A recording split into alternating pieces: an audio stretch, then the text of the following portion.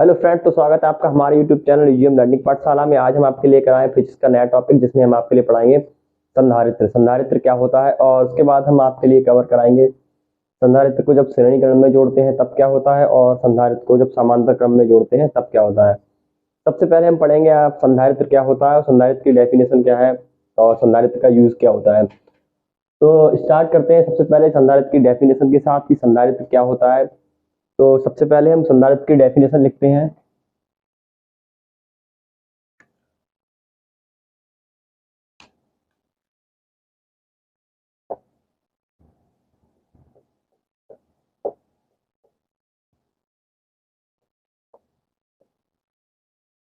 तो संधारित्र की डेफिनेशन होती है, संधारित्र एक ऐसी इलेक्ट्रॉनिक डिवाइस होती है जिस पर आवेश को एकत्रित किया जाता है अल्प समय के लिए। संधारित्र एक ऐसी इलेक्ट्रॉनिक डिवाइस है जिस पे अल्प समय के लिए आवेश को एकत्रित किया जा सकता है।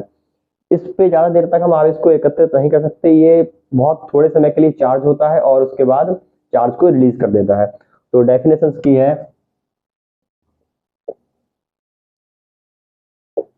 संधारित्र एक ऐसी विद्युत युक्ति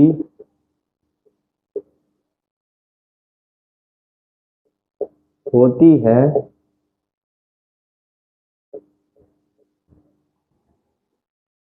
जिस पर आवेश को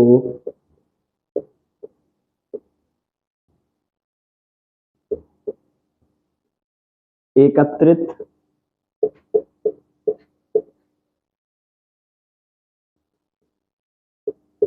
किया जाता है।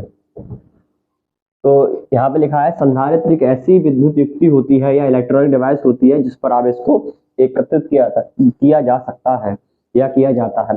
पर इसमें ध्यान रखने वाली बात यह है कि इस पर ज्यादा देर तक हम आवेश को एकत्रित नहीं कर सकते, अल्प समय के लिए हम आवेश को एकत्रित कर सकते हैं। तो संधारित्र दिखता कुछ ऐसा है, हम आपको बना के दिखाते हैं एक छोटा सा डायग्राम। संधारित्र में दो प्लेटें होती हैं कुछ इस प्रकार।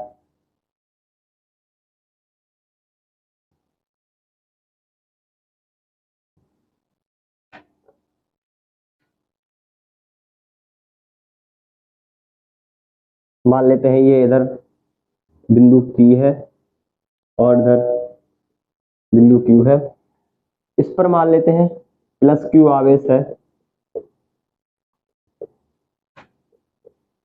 जब हम इस वाली प्लेट को, लेफ्ट साइड वाली प्लेट को प्लस Q आवेश से आवेशित करेंगे तो संधारित्र की ये एक मान लेते हैं क्वालिटी होती है कि दूसरी वाली प्लेट पर ऑटोमेटिक नेगेटिव चार्ज पहुंच जाता है। जब लेफ्ट हैंड वाली प्लेट को हम प्लस Q चार्ज से आवेशित करेंगे तब राइट साइड वाली प्लेट पे automatic minus Q charge automatic transfer हो जाएगा। ये संधारित्र की क्वालिटी होती है। अगर इस पर प्लस Q आवेश, 1 कूलम का प्लस Q आवेश चार्ज इस पर है तो राइट साइड में भी -1 कूलम का आवेश ऑटोमेटिक पहुंच जाएगा। मान लेते हैं कि इन प्लेटों का क्षेत्रफल A है। दोनों आमने सामने की दोनों प्लेटों का क्षेत्रफल समान होना चाहिए। अगर इसका क्षेत्रफल 1 सेंटीमीटर स्क्वायर है तो इसका भी क्षेत्रफल 1 सेंटीमीटर स्क्वायर होना चाहिए। अगर इस वाले का 2 सेंटीमीटर स्क्वायर है तो राइट साइड वाले का भी 2 सेंटीमीटर स्क्वायर होना चाहिए। और इन दोनों के बीच की दूरी मान लेते हैं कि D है। इन दोनों के बीच की दूरी D है। संधारित्र कुछ इस प्रकार दिखता है। दो प्लेटें होती हैं जिसमें एक लेफ्ट हैंड साइड प्लेट होती है, राइट हैंड साइड प्लेट होती है। अगर इसको हम प्लस Q आवेश से आवेशित करते हैं तो राइट साइड वाली प्लेट पर ऑटोमेटिक नेगेटिव चार्ज पहुंच जाता है। तो एक छोटा सा एक मान लेते हैं कि टॉपिक था संधारित्र क्या होता है, संधारित्र किस टाइप से दिखता है और संधारित्र का काम क्या होता है। तो इसका काम वही होता है कि छोटे समय के लिए आवेश को एकत्रित करने के लिए संधारित्र का उपयोग किया जाता है। आपने घरों में भी देखा होगा कि पंखों में, कूलर्स की मोटर में कैपेसिटर छोटा सा कंडेंसर लगा होता है, उसे हम संधारित्र कहते हैं। इसमें घरों में यूज होने वाली मोटर्स में इसका काफी यूज किया जाता है। अब हम इससे आगे जानेंगे कि जब संधारित्र को श्रेणी क्रम में जोड़ा जाता है तो क्या फर्क पड़ता है, और संधारित्र को समांतर क्रम में जोड़ा जाता है तो क्या फर्क पड़ता है। तो इससे आगे हम जानते हैं कि संधारित्र को जब श्रेणी क्रम में जोड़ा जाता है तो क्या फॉर्मूला निकल के आता है, और श्रेणी क्रम में जोड़ने पर संधारित्र की धारिता बढ़ती है या घटती है, वो हम आगे पढ़ाएंगे आपको।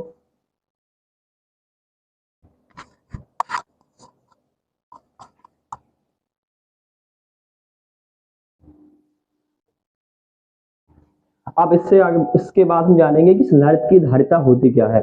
उसके बाद हम संधारित्र की धारिता निकालेंगे श्रेणी क्रम में और समांतर क्रम में। अब इससे आगे हम जानते हैं कि संधारित्र की धारिता क्या होती है। तो नेक्स्ट डेफिनेशन, नेक्स्ट पॉइंट में हम आपको पढ़ाएंगे संधारित्र की धारिता।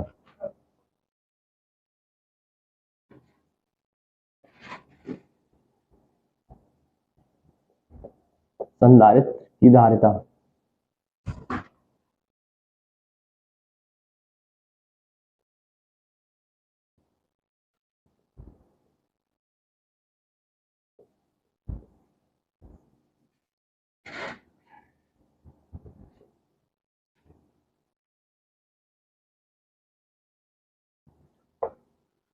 तो हम अब स्टार्ट करते हैं कि संधारित्र की धारिता होती क्या है।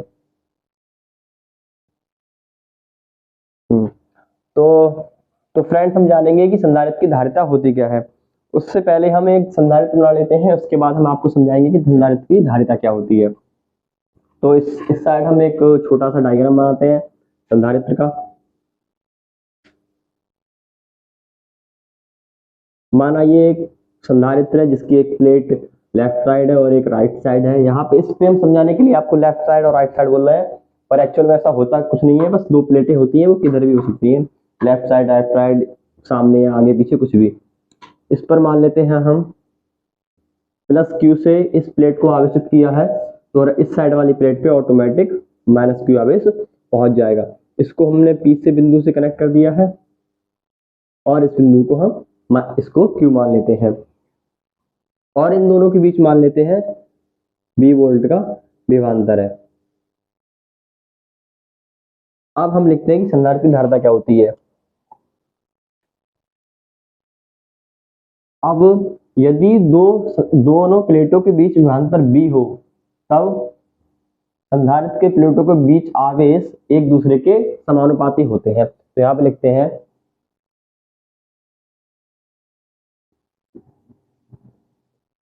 यदि दोनों प्लेटों को Q आवेश से आवेशित किया गया हो,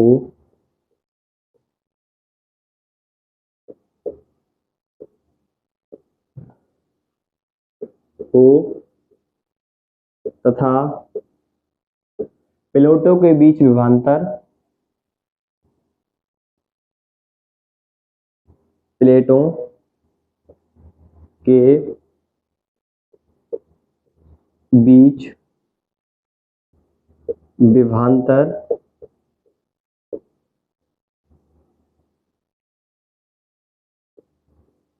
V हो, तो संधारित्र की धारिता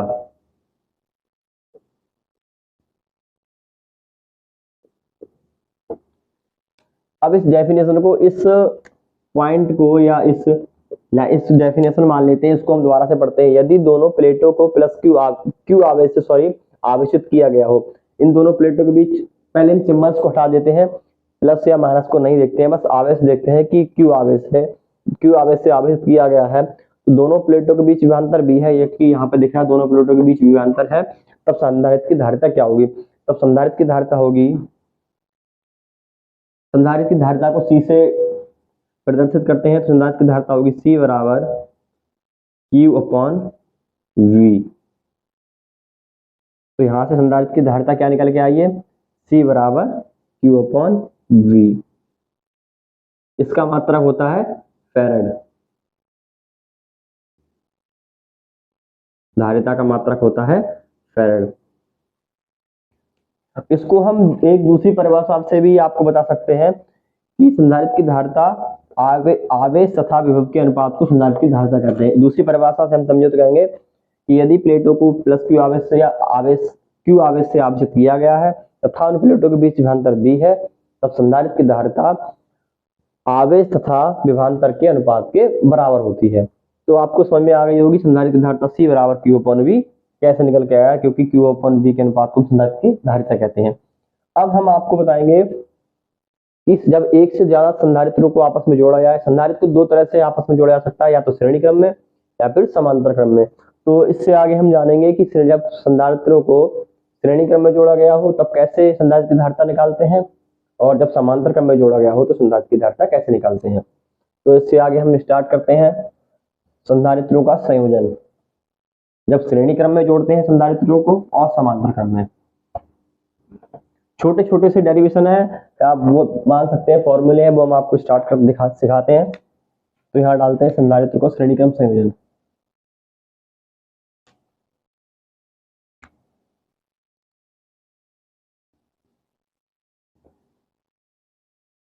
संधारित्रों का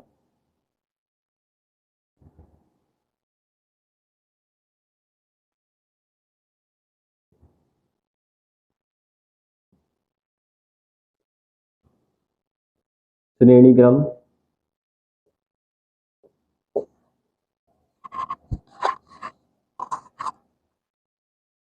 संयोजन।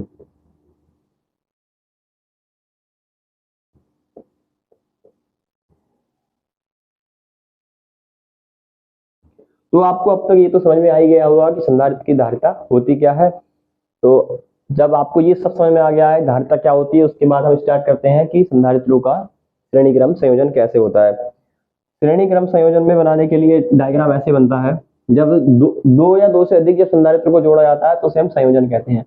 जब दो या दो से अधिक संधारित्रों को जो आपस में जोड़ा जाता है तब हम संयोजन कहते हैं। तब हम आप इस यहाँ पर आपको सिखा रहे हैं कि श्रेणी क्रम में संधारित्रों को कैसे जोड़ा जाता है।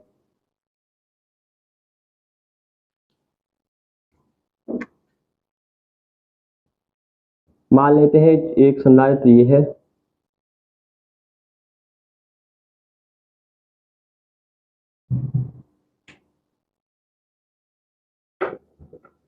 P Q।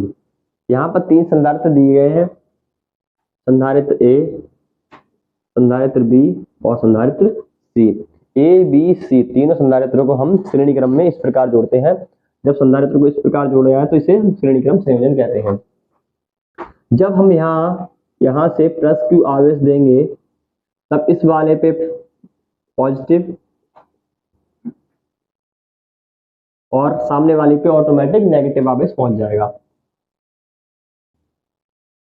जितना यहाँ पर पॉजिटिव आवेश होगा उतना ही इस पे नेगेटिव आवेश होगा, दोनों का मान बराबर होगा, जितना पॉजिटिव यहाँ होगा उतना ही नेगेटिव इस तरफ होगा। तो यहाँ पर फिर यहाँ से फिर से पॉजिटिव,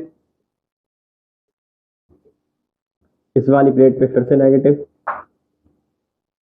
या इस वाली प्लेट पे फिर से पॉजिटिव और इस वाली प्लेट पे फिर से ऑटोमेटिक नेगेटिव चार्ज पहुंच जाएगा। यहाँ पर जितना हम यहाँ पर पॉजिटिव आवेश देंगे उतना ही नेगेटिव, और यहाँ से वापस फिर Q आवेश बाहर निकल जाएगा। और पहली प्लेट के बीच मान लेते हैं विभवांतर V1 है और दूसरी प्लेट के बीच विभवांतर V2 है और तीसरे प्लेट के बीच विभवांतर V3 है। अभी हमने संधारित्र की धारिता क्या निकाली थी, C बराबर Q अपॉन V। इससे हम समीकरण संख्या 1 मान लेते हैं, संधारित्र की धारिता C बराबर Q अपॉन V होती है। अगर हम B को इस तरफ ले जाएं और C को इस तरफ लाएं तो यहाँ से क्या निकल के आएगा, V बराबर Q अपॉन C। क्योंकि ये वाला जो फॉर्मूला है श्रेणी क्रम संयोजन में, ये वाला फॉर्मूला यूज में आने वाला है, V बराबर Q अपॉन C। वो देखते हैं कि कैसे आने वाला है। और इन सबके बीच विभवांतर कितना हो गया, यहाँ से यहाँ तक V, यहाँ से यहाँ तक टोटल विभवांतर कितना है v। तो अब यहाँ से टोटल विभवांतर निकालते हैं, कितना होगा v बराबर v1 plus v2 plus v3। तो यहाँ से v1 की वैल्यू निकालेंगे तो क्या निकल के आएगी v, यहाँ से v बराबर क्या है q अपॉन c। तो आवेश तो क्योंकि तीनों पे सब पे बराबर बराबर ही है, तो यहाँ से क्या निकल के आएगा q अपॉन c1। पहले संधारित्र के लिए आवेश तीनों पे बराबर है तो q1 तो लेंगे नहीं क्योंकि आवेश सब पे बराबर, तो यहाँ पे केवल q ही लेंगे। और पहले संधारित्र के लिए धारिता c1, दूसरे के लिए q अपॉन c2 और q अपॉन c3। ये आपको समझ में आ गया होगा कि q upon c1, q upon c2, q upon c3 कहाँ से आया, ये आया यहाँ से q अपॉन v बराबर q अपॉन c से। और v बराबर क्या होता है यहाँ पे लिखा ही है q अपॉन c। यहाँ से ऊपर से q कॉमन लेंगे तो क्या आएगा q अपॉन c बराबर q कॉमन ले लिया तो 1 upon c1 plus 1 upon c2 plus 1 upon c3। ये यहाँ से निकल के आ गया, q से q हो जाएगा कैंसिल, तो क्या आएगा 1 upon c plus 1 upon c1 plus 1 upon c2 plus 1 upon c3। ये होता है जब संधारित्रों को श्रेणी क्रम में जोड़ा जाता है तो संधारित्र की धारिता। जब दो या दो से अधिक संधारित्रों को जोड़ दिए जाए तो हम उसको तुल्य संधारित्र ऐसे निकालेंगे 1 अपॉन c बराबर 1 upon c1 plus 1 upon c2 plus 1 upon c3। उम्मीद करते हैं कि आपको यहाँ तक अच्छे समझ में आ गया होगा और बाद में लिख देंगे फैरेड, जो भी निकल के संधारित्र की धारिता आएगी। अब इसके बाद हम बताते हैं कि जब संधारित्रों को समांतर क्रम में जोड़ा जाए तो संधारित्र की धारिता कैसे निकालते हैं, क्योंकि ये तो उसमें भी यूज होने वाला है तो ये लिखा रहने देते हैं।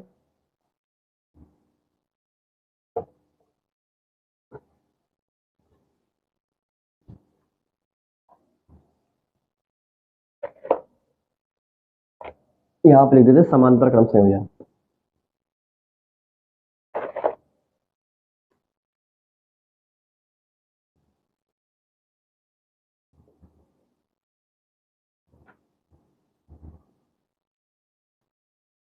अब हम आपको पढ़ाने जा रहे हैं कि संधारित्र को समांतर क्रम संयोजन कैसे होता है, समांतर क्रम में संधारित्रों को कैसे जोड़ा जाता है। तो समांतर क्रम में कुछ इस प्रकार से डायग्राम बनता है।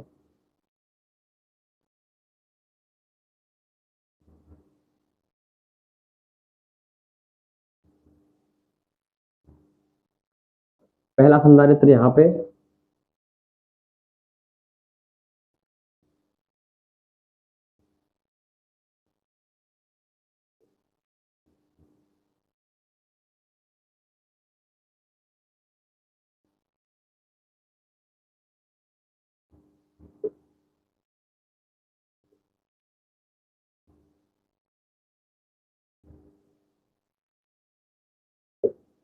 इसको पॉइंट बी मान लेते हैं और इसको पॉइंट क्यू मान लेते हैं, और ये मान लेते हैं संधारित्र ए है, ये वाला संधारित्र बी है और ये वाला संधारित्र सी है। यहाँ से हम प्लस क्यू, यहाँ से हम आवेश क्यू भेजेंगे तो यहाँ से क्यू ही आवेश बाहर आएगा। इसे हम आवेश की जगह धारा भी मान सकते हैं, अगर यहाँ से धारा आई भेजेंगे तो आई ही बाहर निकलती है, वैसा ही आवेश है। आवेश को धारा के फॉर्म में हम आवेश को भेज रहे हैं। जब यहाँ से आई धारा भेजते तो आई धारा ही बाहर आती, पर यहाँ से हम आवेश को भेज रहे हैं तो जितना आवेश जाएगा उतना ही आवेश बाहर भी निकलेगा। तो ठीक वैसा ही है, जब हम आवेश यहाँ से क्यू भेज रहे हैं तो आवेश 3 जगह बट जाएगा, पर ये आवेश बराबर बराबर बटेगा, इस बात की कोई गारंटी नहीं है। इस पे हो सकता है ज्यादा चला जाए, इस पे कम चला जाए, इस पे और ज्यादा चला जाए, तो यहाँ पर आवेश अलग अलग बट जाएगा। इस पे मान लेते हैं प्लस Q1, इस पे मान लेते हैं प्लस Q2 और इस पे मान लेते हैं प्लस Q3 आवेश चला जाता है। जब यहाँ प्लस Q1 है तो यहाँ पे माइनस Q1, क्योंकि आवेश का परिमाण तो बराबर ही होगा। यहाँ पे प्लस Q2 आवेश है तो यहाँ पे आवेश कितना होगा माइनस Q2, और इस पे आवेश चला जाता है प्लस Q3 तो इस पे आवेश कितना होगा माइनस Q3। इन दोनों प्लेटों पे आवेश का परिमाण बराबर होगा, पर Q1, Q2, Q3 ये Q आवेश को 3 जगह डिवाइड हो गया है, पर अभी हमें पता नहीं है कि कितना कितना डिवाइड हुआ है, इसलिए आवेश का मान बराबर है। पर यहाँ पे एक चीज होगी कॉमन, वो होगा विभवांतर। इन तीनों संधारित्र के बीच विभवांतर का मान बराबर होगा। जितना विभवांतर यहाँ से यहाँ तक होगा उतना ही विभवांतर इसमें होगा, उतना ही विभवांतर इसमें होगा, उतना ही विभवांतर इसमें होगा। यहाँ विभवांतर का मान बराबर होगा। तो अब हम यहाँ से निकालते हैं। अब इसे निकालने के लिए Q को 3 जगह तोड़ेंगे। Q टोटल आवेश का मान कितना होगा, यहाँ से Q बराबर Q1 plus Q2 plus Q3, क्योंकि टोटल आवेश Q था प्लस Q था, वो 3 जगह डिवाइड हो गया। Q1 plus Q2 plus Q3, इसको समीकरण संख्या मान लेते हैं 1 कि 3 जगह आवेश डिवाइड हो गया है, प्लस Q आवेश। अब यहाँ से हम Q की वैल्यू अगर इसको निकालना चाहें तो यहाँ से Q की वैल्यू क्या आएगी, Q बराबर CV। अब इस समीकरण 1 में हमें समीकरण 2 को फॉलो करना है, तब हम आराम से संधारित्र की धारिता समांतर क्रम में निकाल पाएंगे। इस वाली समीकरण में समीकरण संख्या 1 में समीकरण संख्या 2 से Q का मान रखना है और आसानी से समांतर क्रम में संधारित्र की धारिता निकल के आ जाएगी। तो यहाँ से निकालेंगे तो क्या आएगा, Q बराबर C1V, पहले संधारित्र के लिए C1 धारिता, विभवांतर का मान V तीनों संधारित्रों के लिए बराबर है, तो यहाँ विभवांतर का मान तो बदलेगा नहीं, प्लस दूसरे के लिए C2V प्लस तीसरे संधारित्र के लिए C3V, और इस वाले के लिए क्या आएगा, Q बराबर, यहाँ से आएगा Q बराबर CV। तो यहाँ से V आ जाता है कॉमन, तो C1 plus C2 plus C3, और यहाँ से आएगा CV।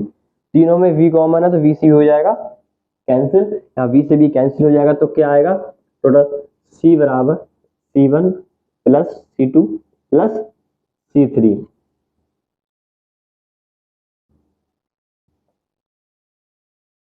यहाँ पे भी आ जाएगा फैराड। समांतर क्रम के लिए फॉर्मूला निकल के आया C बराबर C1 plus C2 plus C3। यहाँ पे हम कितने भी समांतर क्रम में संधारित्र को जोड़ते चले जाएं, तो यहाँ पे अगर n संधारित्र जोड़े जाएं, यदि n संधारित्रों को